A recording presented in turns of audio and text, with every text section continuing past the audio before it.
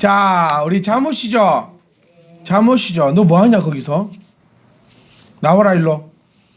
자, 뭐하냐? 아, 뭐하냐 아니고. 자, 자, 잠옷이죠? 아, 이미 주무십니까? 네. 오늘 조시는 분이 한 분씩 계실 때마다 다민이가 저희 집에서 살겠습니다.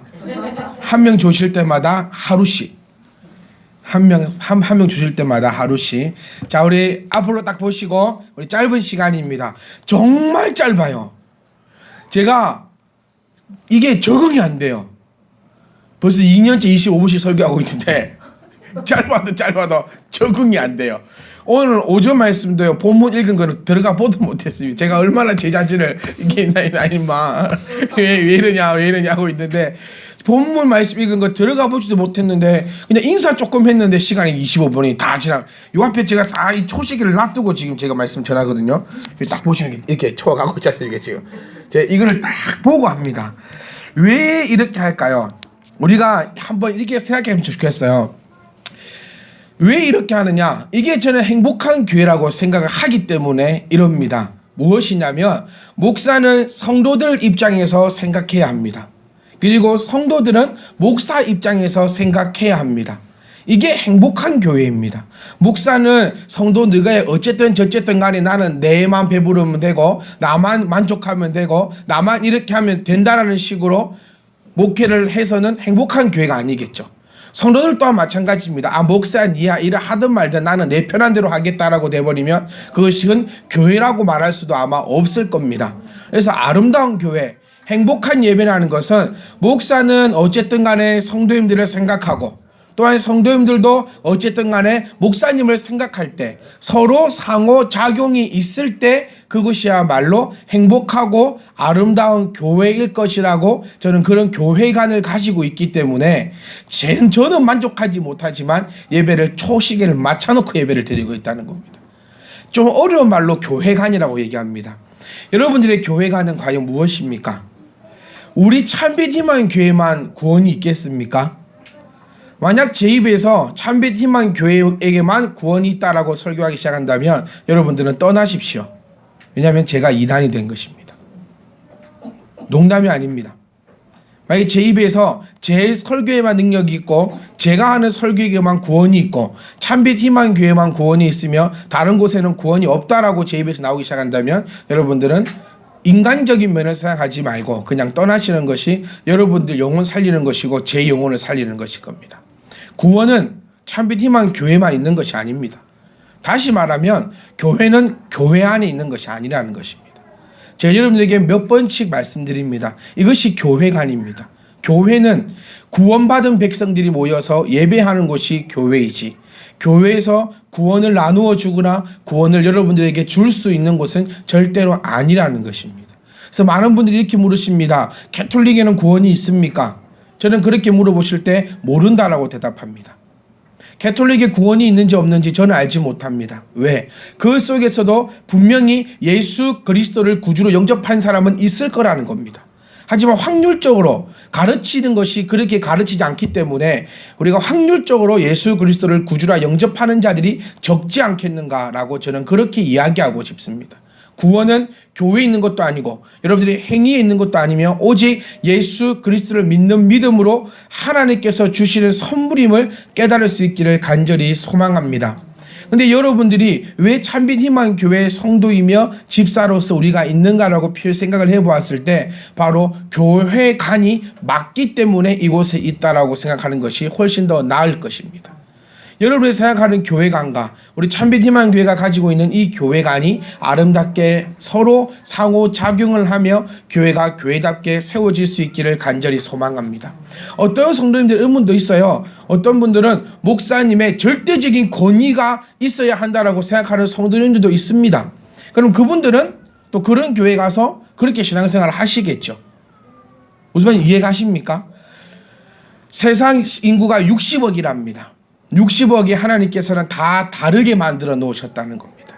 거기에 맞게끔 하나님께서 종을 세우시고 그에 맞게끔 하나님께서 하나님의 백성을 부르시사 그에 맞게끔 하나님께서 교회를 성장해 시키 나가신다는 겁니다. 그래서 우리가 가지고 있는 교회관이 무엇입니까? 우리가 이것을 정확하게 할 필요는 있습니다. 우리 교회가 가지고 있는 교회관이 교회에서는 예배만 하는 교회가 되자는 것입니다. 예배만 하는 교회. 무슨 말인지 깨달아지십니까? 예배가 죽어버리면 안 됩니다. 예배는 죽고 야유회가 늘어나는 교회는 교회가 아니라 그것은 그냥 사교 집단일 뿐이라는 것입니다. 예배가 죽어서는 절대로 안 됩니다. 딴 거는 죽어도 됩니다. 우리 성도님 중에서 여름 수양에 목 안 갔다 해가지고 교회를 떠나셨거나 저에게 돌을 던진다거나 욕을 한다거나 비방하시는 분들은 아무도 안 계셨습니다. 왜? 여름 수양에는 올해 못 가면 내년에 가도 되고 내년에 못 가면 그 후 내년에 가도 되는 것이 여름 수양입니다. 그런데 교회에서 예배가 예배로서 지켜지지 못한다면 그것은 여러분들이 데모를 하건 뭐를 하건 이렇게 저렇게 해서 난리가 쳐야 되는 것이 맞다는 것입니다. 그런데 어떤 교회들은 보면 예배는 지 마음대로 엉망진창이 되어도 야유회라든지 수양이 못 가게 되면 아주 불만을 많이 가지고 있는 사람들도 모여 있는 곳이 있습니다. 하지만 우리 교회만큼은 그런 교회가 되지 않기를 간절히 소망합니다. 우리 교회가 가지고 있는 교회관은, 저와 여러분이 가지고 있는 교회관은 오직 말씀입니다. 말씀이 말씀으로 선포되면 사랑하는 성도 여러분들은 그 말씀대로 살아가십니다. 그리고 기도하지만 해도 기도합니다. 무슨 말인지 깨달아지십니까? 그래서 말씀과 기도는 항상 함께 있는 것이라는 거예요. 기도는 누구나 합니다. 기도는 누구든지 합니다. 오늘 우리 미선이가 얼마나 기도를 많이 하면서 시험을 쳤겠습니까? 공부는 안 했으나 좋은 점수를 나오게 하시고 앞사람께 잘 보이기에도 한 번씩 이렇게 보이기도 하고 시험 옆으로 이런 식으로 주여 기도한다는 겁니다. 여러분 저 절에 가면 뭐 하겠습니까? 절에 가도 기도하고 있습니다. 다 기도하고 있습니다. 그런데 그 기도는 들으시느냐? 하나님께서 듣지 않으신다는 거예요. 왜냐? 말씀이 없기 때문에. 그래서 우리가 교회가 가지는 이 교회가는 오직 말씀이 있는 자들은 기도하게 됩니다. 기도하는 자들은 응답되게 됩니다. 응답되는 자에게는 기쁨이 있습니다. 기쁨이 있는 자들은 나의 모든 것이 천국이 된다는 것입니다. 이게 우리가 교회가 가지고 있는 가장 뿌리 깊은 교회관입니다. 그래서 야유회 좀 못 가도 되고요. 오늘도 뭐 밥이 좀 늦게 됐잖아요. 저 혼자 불만 표출하더만. 이하라 밥이 이하라는 제가 안 눌렀는데요. 저는 쌀만 씻어 넣는데요. 그래 밥 좀 늦으면 어떻고 또 밥 안 나오면 어떻습니까? 거기에 쓰잘데기 없는 데다가 목숨은 걸지 않는 그런 교회가 되었으면 간절히 소망합니다. 좀 남이 와가지고 뭐 내 자리인데 이런 교회 진짜 있습니다. 여러분 몰라서 그렇지. 내 자리 누가 앉아있으면 나오라고 이 새끼야. 나와. 이게 내 자리야. 진짜 있어요 이런 분들. 우리 교회는 없지만 여러분 있습니다. 내 자리로 나오라고. 새신자가 앉아있던 뭐하지 내 자리라고 나오라고. 이런 분들이 있어요. 제가 우리 반주하는 친구들이 항상 그 얘기합니다. 너그 반주가 특권이 아니고 너그가 아니다. 니보다 못하더라도 다른 자가 하려고 하면 비껴주는 게 반주자다. 에? 내일 갑자기 미선이가 반주하겠다 이러면 내가 못하게 하겠지. 잘 들어요. 그런 것처럼 우리 교회가 가지고 있는 교회관은 쓰잘데기 없는 것에 에너지 쏟지 말고 오직 뭐에만 말씀에만 에너지를 쏟아서 기쁨이 넘치는 그런 생활이 될 수 있기를 간절히 소망합니다. 여러분 시야가 바뀌고 생각이 바뀌어야 된다는 겁니다. 얼마 전에 우리 그 가족 찬양대회 할 때 우리 그때 김영환 집사님이 탁 피아노 치면서 탁 하시면서 하신 말씀이 이거 있었어요. 우리 교회 음장 시스템은 되게 좋은 것 같아요. 왜요? 보통은 앞에 이렇게 모니터 스피커가 탁 있어야지만 탁 들리는데 우리 교회는 모니터 스피커도 없는데 탁 들려요. 야, 우리 교회는 시설이 되게 좋은가 봐요. 제가 한마디 했습니다. 교회가 작아서요. 이 작은 교회 모니터 스피커 왜 필요했냐? 스피커가 내 뒤에 있는데 본 스피커에서 내 귀에 들려지고 있는데 모니터 스피커 왜 필요하냐? 그런데 뭐가 바뀌니까 내가 바라보는 눈이 바뀌니까 다 좋게 보인다는 겁니다. 우리 여러분 다 아시죠? 우리 교회에 지금 누가 제일 봄이겠습니까? 추운 겨울이 와도 봄이에요. 그치? 세상이 달라. 애교가 얼마나 넘치는지 제 애만 보면 애가 바뀌었어. 제가 욕을 하고 뭐라 해도 옛날에는 막 싱글벙글 왜? 뭔가를 하고 있다는 거예요. 핑크빛이 도니까 뭐가 바뀌더라? 세상이 바뀐다네. 세상은 바뀌지 않았어요. 제가 바뀌겠습니까? 안 바뀝니다. 세상은 안 바뀌었는데 어저께는 목사님이 하시는 말씀이 나에게 상처가 되지만 오늘은 목사님이 하시는 말씀이 왜 이렇게 달콤한지, 그게 여러분들의 심령 상태라는 것입니다. 교회가 안 바뀝니다. 똑같습니다. 그런데 내가 주님과 함께 있느냐 없느냐에 따라서 내가 발견하고 느끼는 것이 완전히 달라진다는 겁니다. 그래서 우리가 추구해야 될 바, 우리 오늘 참빛 희망교회도 생일 아닙니까? 우리 참빛 희망교회가 추구해야 될 바, 10년이 가든 20년이 가든 30년이 가든 우리가 추구해야 될 바는 이 예배, 이 말씀의 중심이 될 수 있기를 간절히 소망합니다. 그래서 우리 교회가 성장을 하고 또 부흥을 해서 밥 먹을 데 없어가지고, 여러분 혹시 다 나중에 밥 먹을 데 없어가지고 서서 먹을 수도 있어요. 이 참빛희망교회 개척 멤버들이 다 서서 먹어야지. 그럼 새로운 사람들 너는 느꼈으니까 다 서서 먹으라고. 나는 원래 여기서 내가 밥 먹었다고. 이 교회 칠 때부터 내가 여기서 밥 먹었으니까 너는 서서 먹어라. 그렇게 하면 안 되잖아요. 그렇게 되더라도 교회가 작니 어쩌니 그런 것이 온다 하더라도 우리는 뭐만 붙잡고 간다. 이 말씀을 보고 듣고 말씀대로 순종해서 기쁨이 충만한 그런 참빛 희망교회가 될 수 있기를 간절히 소망합니다. 그래서 이게 무너지면, 이게 넘어지면 이 교회는 존속할 이유가 없다는 것을 여러분들이 정말 새기고 내 마음에 깊이, 그 뭐냐 사자성어 태우나, 이 뼛속에 깊이 새긴다. 나도 몰라서 물어봤어. 그 있어요 그거. 갑자기 생각이 안 나네. 원래 생각이 안 나는데 좀 도와주세요 하시는 분. 그거 있는데 뭐? 그래 각 있어. 그래 각골생망인가? 태원 알아봐라. 그런 게 있어요. 그러니까 뼛속 깊이 새겨가지고 우리 교회가 언젠가는 끝이 안 나겠습니까? 언제? 우리 교회 끝나는 날, 주님 오시는 그날. 12월이 아니고요. 12월이 아니고 언제 끝납니까? 주님 오시는 그날에 우리 교회가 끝날 때까지 많은 변화가 있겠죠. 우리 언제까지 이곳에 있을 수는 없지 않습니까? 지금 벌써부터 창고가 있니 없니 맨날 저한테 얘기해. 목사님 창고 좀. 그럼 저는 얘기해. 정수미서한테 얘기하라고. 목사님 창고가 없어요. 정수미서한테 얘기해라. 저 농이 뿌라졌어요. 정수미서한테 얘기해라. 저 뭐 헌금함을 좀 달아주세요. 정수미서한테 얘기해라. 저 요즘 계속 그 얘기하고 있는데 창고가 있니 없냐는 여기서 평생을 살 수 없습니다. 그렇죠? 근데 교회가 변하고 또 우리가 나중에 흙으로 돌아가고 또 그럴 때라도 우리가 지금 가지고 있는 이 마음만은 절대로 흔들리지 않기 하기 위해서는 저와 여러분들이 절대로 흔들리지 않고 뿌리 깊숙이 땅에 다 내려앉아서 그렇게 움직일 수 있는 참빛 희망교회로 세워지기를 간절히 소망합니다. 계속해서 우리는 크리스마스 성탄절에 초점을 맞춰서 오후 예배 때는 말씀을 전해드리고 있는데 오늘 우리가 함께 보고자 하는 사람은 동방박사입니다. 여기서 우리가 한 개 딱 알아야 될 거. 동방박사는 몇 사람입니까? 사모님 몇 사람? 왜 새벽인가요?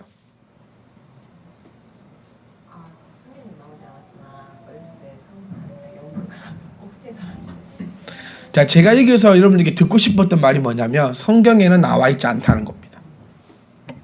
자, 스데반 집사가 왜 집사인지 알아오셨습니까? 언제 다 확인하러 마치고. 그래서 안 되는 사람 체크해놔. 자, 이것처럼 제가 여러분들에게 이 질문을 던진 이유는 성경을 볼 때 제발 여러분 이거 있잖아요. 성경 대각선으로 읽으시더라고 사람들이. 얼마나 이 속독을 빨리 하시냐면 성경은 이렇게 안 보시고 성경을 이렇게 보세요. 이거 넘겨서 또 이렇게 보세요. 그러니까 성경을 좀 이렇게 보지 말고 한 절 한 절씩 보시면 동방박사람이 세 사람이다라는 성경은 그 어디에도 나와 있지 않습니다. 어디에 성경에는 동방박사가 세 사람이었다고 표현되어 있지 않고 그냥 동방박사들이라고 표현되어 있지 세 사람이라고 표현되어 있지 않습니다. 그러면 목사님 세 사람이 아닙니까? 라고 여쭤보신다면 또 그것도 아닙니다. 그러니까 어떻게 유추를 하냐. 이 유추입니다. 유추. 동방박사 세 사람이 어떻게 유추하냐면 우리가 읽은 본문 말씀 중에서도 11절에 보시면 그들이 아기께 경배하고 보배함을 열어 황금과 유황과 몰약을 예물로 드렸다라고 되어 있는 이 구절에서 이 시대 때의 관습을 이야기한다는 거예요. 헤로드 왕 시대 때 관습은 1인 1선물 시대입니다. 1인 인설물. 가족이 한꺼번에 갖다 바치는 게 아니고 가족이 10명이면 각 가족마다 1 선물을 가지고 가던 시대가 바로 이 시대의 관습입니다. 그렇기 때문에 선물이 몇 개 나왔다? 3개 나왔다. 그래서 박사가 몇 사람일 것이다? 3사람이다 라고 유추를 하는 겁니다. 그러니까 이 시대 때의 잔치, 이 시대 때의 관습은 한 사람이 한 가지씩 선물을 가지고 가는 것이 관습이었기 때문에 동방박사를 3사람이다 라고 그렇게 이야기하고 있습니다. 자, 이 동방박사 3사람이 주렸던 이 예물에 의미가 다 있습니다. 이 예물이 무엇을 얘기하냐면 처음 우리 황금을 이야기할 때는 왕을 상징하고 있습니다. 그러니까 동방박사는 어디에 있는 박사들이냐라고 했을 때 그 사람들이 어디에 있는지 모릅니다. 그리고 어디에 박사인지, 그리고 그들이 왜 그것을 찾아왔는지, 어떻게 해서 왔는지라고 결코 우리는 알 수가 없습니다. 근데 동방이라고 이야기하기 때문에 동방 어디에서 그냥 찾아왔는갑다라고만 이야기하는 것이지 그들이 정확하게 어디서 무엇을 하고 있는 사람인지는 아무도 모른다는 것입니다. 하지만 기독교의 오랜 전승에 따르면, 전승입니다. 말씀이 아니라 전승, 내려오는 이야기에 따르면 동방박사들은 페르시아 지방의 천문학자들이었다고 알려져 있습니다. 그러니까 이들은 이방인들 가운데도 구원을 바라는 희망이 널려 퍼져 있다는 거예요. 그러니까 우리가 생각하셔야 될 것이 그냥 하나님, 우리 주님이 태어나실 때 왜 동방박사들이 왔을까?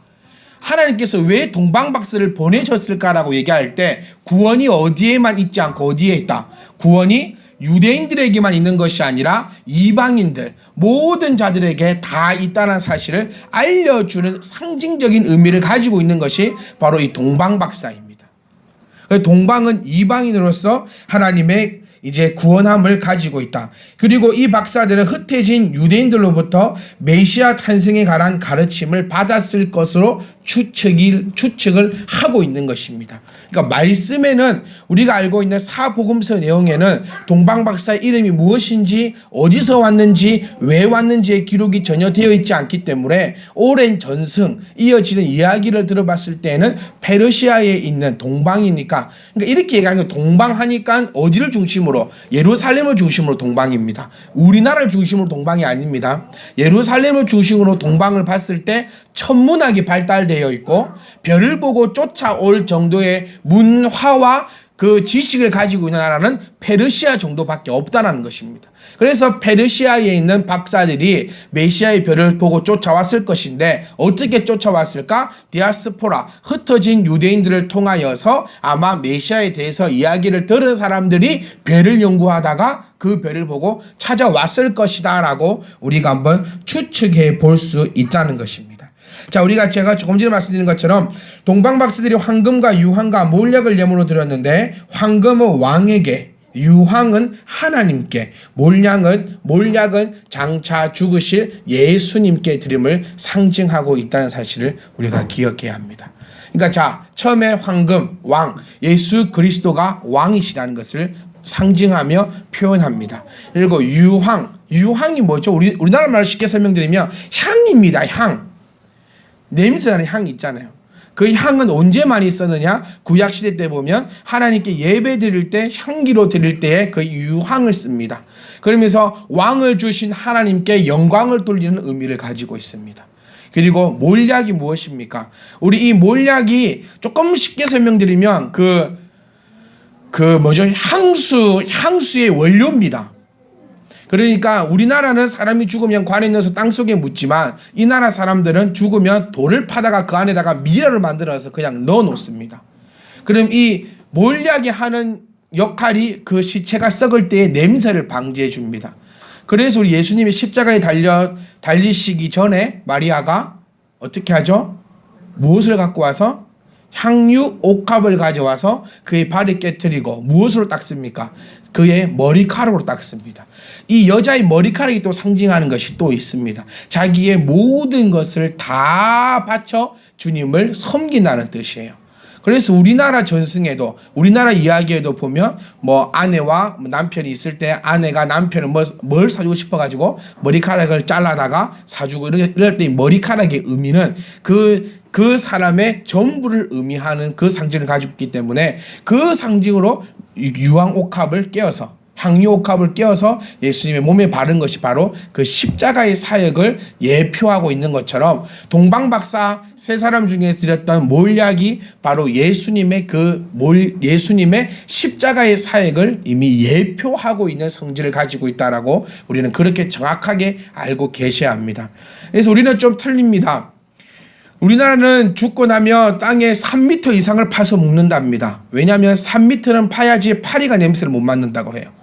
그렇기 때문에 파리가 그 시체의 썩은 냄새를 못 맡고 안 날라온 3m보다 좀 낮게 파면 파리가 기똥차게 냄새를 맡아서 오기 때문에 3m입니다. 근데 이스라엘 같은 경우에는 부자들, 좀 중상층들은 돌을 팝니다.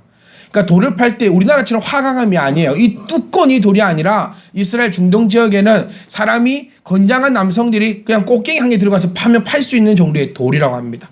그걸 파고 들어가서 그것을 하는데 돈 많은 사람, 아리마대 요셉은 돈이 많은 걸로 자기 무덤을 미리 준비해 놓은 사람인데 자기 무덤을 주님께 드렸고, 돈 없는 사람들은 그냥 길거리에다가 놔둡니다.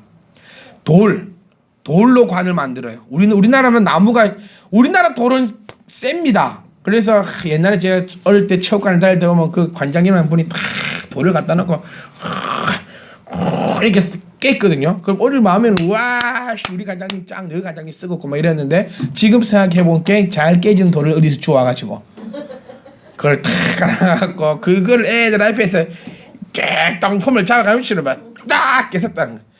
우리나라도 잘 깨지는 돌이 있습니다. 태권도 할 때 여러분 잡고 있는 하판 있죠? 땡 치면 부러집니다. 태훈아 네가 잘했으면 왜 깬 게 아니라 통 치면 나무가 탁 부러지고 잡아주는 형님들이 다 부러주는 거예요. 탁 발차기 전에 제가 하는데 나는 대도 안 하는데 부러지더라고. 이게 그때 이게 뭔가 사기가 있구나, 이걸 깨달았는데, 그것처럼 이스라엘은 돌멩이가 아주 연질연질합니다. 그래서 어느 누가 가서도 이렇게 자르면 두부처럼 쭉쭉 잘린다요. 그것을 탁 관을 만들어 놓고 돈 없는 사람은 그거다 그냥 처박아 놓고 저 뒷마당에 놔둡니다. 그러면 시체 썩는 냄새 장난이 아니겠죠. 그래서 거기다가 몰약을 붓고 조금 다른 말로 향유옥합을 때려 붓습니다. 그래서 그 여인에게 향유옥합을 깼을 때 제자들이 왜 그렇게 욕을 했냐면, 향유옥합이 되게 귀한 것입니다. 요즘도 비싸잖아요. 향수는 정말 비싼 게 향수입니다. 근데 그 향수는 이 향유옥합하고 물하고 100대 1로 섞는다 하더라고요. 1에 물 100을 섞으면 향수가 됩니다. 근데 그 원액이에요. 그 당시만 해도 얼마나 비쌌겠습니까? 그리고 그 여인을 향해서 그렇게 욕했던 이유는 이것은 지 죽으면 쓰려고 놔뒀다는 겁니다. 자기 죽으려면. 그러니까 죽음에 대해서 이게 준비했는데 그 여인은 어떤 믿음입니까? 주님을 향한 우리에게 죽음이 있다 없다? 죽음이 없다라는 겁니다. 그렇기 때문에 그 여인은 향유옥합을 주님 발 앞에 깨트릴 수 있었어요. 왜냐하면 내가 더 이상 죽음을 대비할 필요가 없으니까. 그런데 제자들은 그걸 깨닫지 못하는 거죠. 네 죽음은 이제 어떻게 할 거냐라고 그렇게 그 여인을 핍박하고 책망하고 있는 것입니다. 그 의미적을 가지고 있는 것이 지금 동방박사가 가지고 온 이 세 가지의 선물. 그냥 준 게 아닙니다. 그냥 지나가다가 황금이 있으니까 황금하게 줍고 유황 하나 줍고 몰래 한 개 주은 것이 아니라 자기들이 가지고 있는 것 중에 가장 귀한 것으로, 또 하나님의 그 섭리하심으로 이를 의미하는 바를 가지고 나온 것이 바로 이 동방박사들이 세 가지의 예물입니다. 그래서 우리가 오늘 또 한 가지 놀라운 사실을 깨달았죠. 황금은 왕을 상징하고, 유황은 하나님께 영광을 돌리며, 몰약은 장차 있을 예수 그리스도의 십자가의 사역을 나타내는 하나님의 징표라는 것입니다. 근데 오늘 여기서 우리가 함께 나누고자 하는 키워드는, 자 이제 벌써 2부밖에 안 남았습니다. 키워드는 뭐냐면 바로 이 동방박사의 안타까움입니다. 제가 만약 동방박사였다면 동방박사들은 확신이 있었습니다. 어떤 확신? 첫 번째, 그들은 자기 눈으로 봤죠. 뭐를? 메시아의 별을 보았습니다. 그리고 그 왕 앞에 와서 자기네들이 친히 무릎을 꿇었습니다. 그를 경배했습니다. 경배라는 단어가 그냥 쉬운 말로 경배제에서 그렇지, 이거를 원어적으로 엄밀히 풀자면은 보통의 경의가 아닙니다. 우리처럼 무릎 꿇고 아이고 축하합니다 이게 아닙니다. 아예 얼굴을 땅바닥에 품고 완전 왕에게 드리는 것을 경배라고 표현합니다. 경배.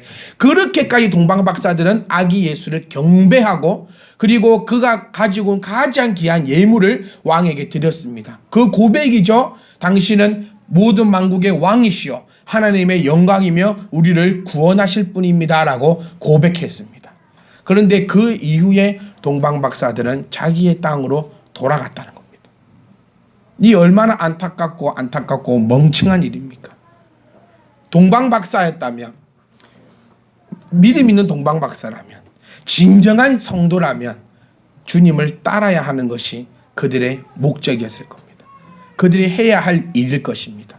그런데 주님이 메시아인 거 알고 주님이 왕인 거 알고 하나님의 영광인 건 알지만 그를 따를 수는 없었다는 거예요. 왜?